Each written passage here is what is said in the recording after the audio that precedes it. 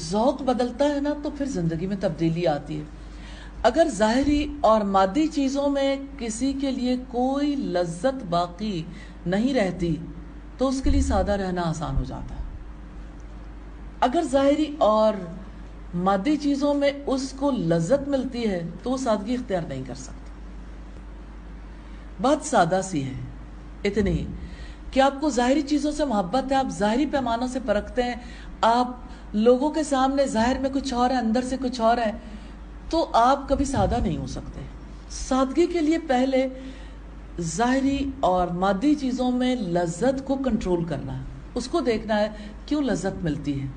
دیکھیے چیزیں ہیں، آپ برتیے، برتنے سے کوئی نہیں روکتا، لیکن ان سے لذت لینا دراصل یہ ثابت کرتا ہے اللہ رب العزت کے تعلق میں، اس کے ذکر میں، اور اللہ رب العزت کے کلام میں، اور رسول اللہ صلی اللہ علیہ وسلم کی تعلیمات میں اسے لذت نہیں ملتی. لذت کے حصول کا ذریعہ علم نہیں ہے، خواہشات ہے.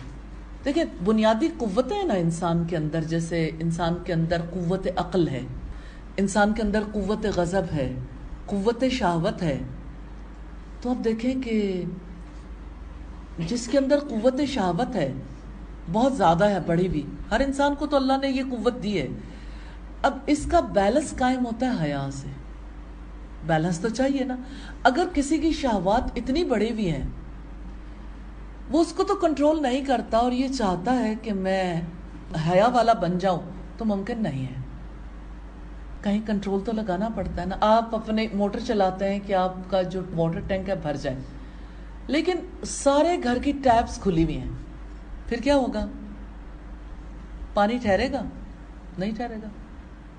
تو اسی طرح سے ایک انسان کو اپنی زندگی میں اپنی وہ ٹیپس بند کرنی پڑتی ہیں جس کی وجہ سے وہ شہوتوں میں گرفتار رہتا ہے.